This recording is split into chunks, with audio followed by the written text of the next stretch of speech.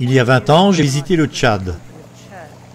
J'ai pris un vol de Washington à Paris et un vol direct d'Air France directement sur N'Djamena. Je me suis rendu dans de nombreux endroits au Tchad et on m'a rapidement rappelé l'importance vitale de l'eau. La moitié du pays est désertique, mais l'eau est précieuse partout. Et je n'oublierai jamais ma rencontre avec un homme qui attendait le baptême depuis des mois et des mois, mais il n'y avait tout simplement pas d'eau.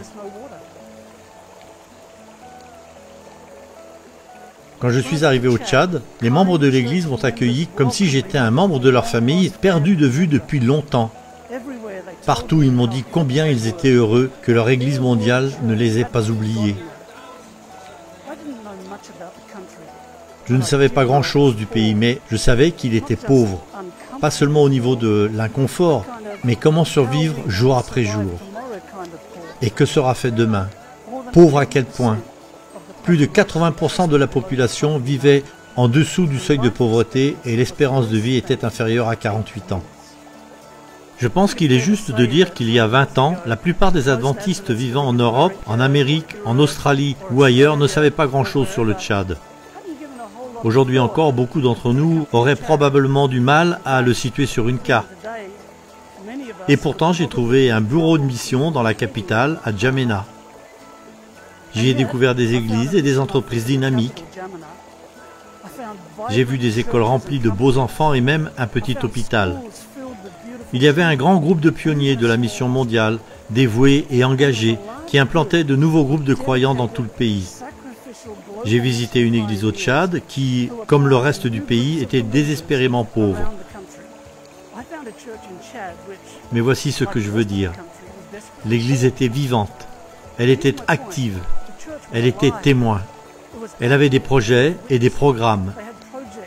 Ils étaient différents dans la société et tous le remarquaient dans leur entourage. Et comment cela s'est-il produit? Eh bien, c'est grâce à l'action du Saint-Esprit et aux membres des églises du monde entier qui ont fidèlement donné leurs dîmes et leurs offrandes missionnaires sans savoir où chaque dollar, chaque euro allait nécessairement aboutir. Grâce au système de dîmes et d'offrandes de l'Église, la mission au Tchad a été financée par des membres de l'Église du monde entier qui ne savaient rien de la mission au Tchad. Je me suis mis à réfléchir sur une ancienne expression qui dit « La roue grinçante reçoit la graisse ». En gros, cela signifie que celui qui fait le plus de bruit est celui qui reçoit le plus de fonds. Et parfois, dans notre Église, ce sont les organisations dont les photos sont les plus intéressantes, les vidéos les plus convaincantes, les histoires les plus touchantes qui reçoivent les plus gros dons. Ce sont donc elles qui obtiennent la graisse, pour ainsi dire, le financement. Et c'est très bien ainsi.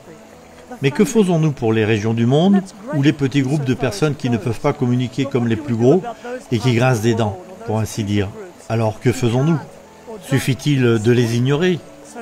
Le système d'offrande régulière et systématique de l'Église, ce que le ministère de gestion chrétienne de la vie appelle promesse, est comme une rivière. Chaque offrande en faveur des missions est comparée à de l'eau ajoutée à une rivière qui donne la vie et qui coule à travers des terres souvent desséchées, apportant la vie et l'espoir. Nous contribuons au développement de l'Église, non seulement au niveau local, mais aussi dans des régions dont nous n'avons peut-être jamais entendu parler. Nous aidons des missionnaires que nous ne rencontrerons peut-être jamais. Nous construisons des écoles et des cliniques que nous ne visiterons probablement pas du tout. Nous aidons à implanter des églises. Nous ne pratiquerons peut-être pas une seule fois le culte dans aucune d'entre elles, mais nous donnons vie à la mission de l'Église. Je ne sais pas ce que fait chaque goutte d'eau dans la rivière, ni où elle va, mais je vois des résultats spectaculaires. Le psaume 104 déclare « Il envoie les sources dans les vallées, il coule parmi les collines. Elle donne à boire à toutes les bêtes des champs, les ânes sauvages étanchent leur soif. Par eux, les oiseaux du ciel ont leur maison, ils chantent parmi les branches. » Aujourd'hui, les offrandes en faveur des missions permettent d'envoyer et d'équiper des missionnaires dans le monde entier. Notre soutien aide l'Église adventiste à répondre à la grande mission. Grâce à vos offrandes, les missionnaires ont la possibilité de porter l'amour de Jésus jusqu'aux extrémités de la terre. Nous avons le privilège d'aider les membres de l'Église à voir que leurs offrandes sont comme une rivière de la mission qui donne la vie et qui coule à travers des terres souvent desséchées. Cette rivière permet aux missionnaires d'être placés partout dans le monde. Elle contribue à développer les ministères éducatifs, médicaux et humanitaires de l'Église et bien plus encore.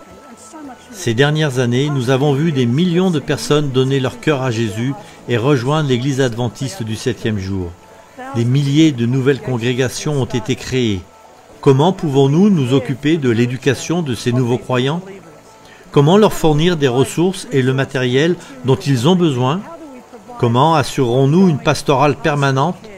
Les offrandes pour la mission sont vitales. Données régulièrement et systématiquement, elles participent au soutien et à la croissance de nouvelles œuvres dans le monde. Et c'est là l'essence même de l'Église.